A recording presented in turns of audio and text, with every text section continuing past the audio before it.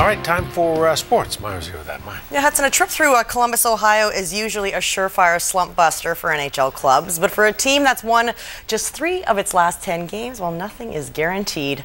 Tonight, the Canucks look to get back in the win column against the lowly Jackets. Well, who's lowly now, though? Check out former Canuck first-rounder R.J. Umberger in the first period, stuffing it past Corey Schneider. For his 4th of the year, Schneider has settled down, though, stopping 18 of 19 shots, but the Canucks still trail 1-0. We are now just starting the second intermission. Well, realignment, anyone? Here's what the Canucks might be up against next season under the new look NHL. It's a 2-conference system with 4 divisions. The Pacific Division has Vancouver, along with Anaheim, Calgary, Edmonton, Phoenix, and San Jose. Good news for Jets fans. They would become part of the Midwest Division with the Hawks, Avs, Stars, Wild, Preds, and Blues. Big changes out east include the Red Wings finally joining the Eastern Conference as part of the 8-team Central Division. The Atlantic also boasts 8 teams, with Columbus becoming part of the Eastern Conference. A vote from the NHL Board of Governors is expected within a week to make the plan official.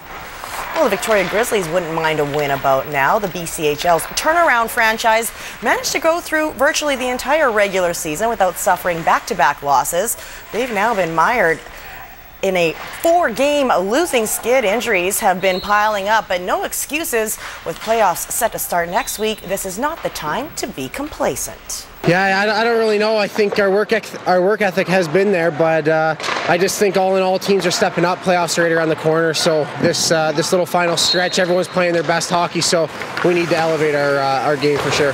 Maybe some teams came out with a little more urgency than us, and they had some success because of it. But no, I think it's time to put the foot on the gas if it was taken off at all. Well, tomorrow's opponents will have their accelerator to the floor. The West Kelowna Warriors still have a chance at clinching home ice for the first round of the playoffs. They also happen to be one of the hottest teams in the league. The Warriors have only 1 regulation loss in their last 10 games. Well, we played them earlier in the season, and they handed it to us. So they're a physical team. So I think, especially off this last couple of weeks, we really got to come in with our heads up and just really put it to the net to get some goals here. How important is it to get wins in these 2 games going into playoffs? Well, huge. I mean, we want to be our best team coming into the playoffs, and I think getting some momentum and some confidence is important. So these are 6 big periods coming up for sure.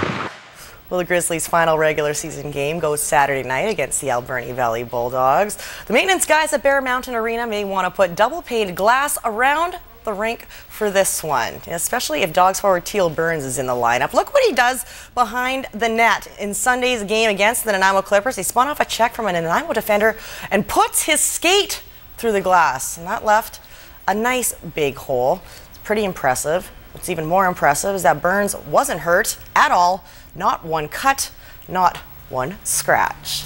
Well, the Junior Rugby World Championships take place in Chile this spring, and Rugby Canada still has a handful of cuts to make before naming the final roster. Last night at UVic, a dress rehearsal of sorts as the U20s took on the Vikes. Canada's U20s facing the Vikes, chilly night at Centennial Stadium. Vikes boasting their share of national talent as well. Second half, Fergus Hall digs it out of the pile.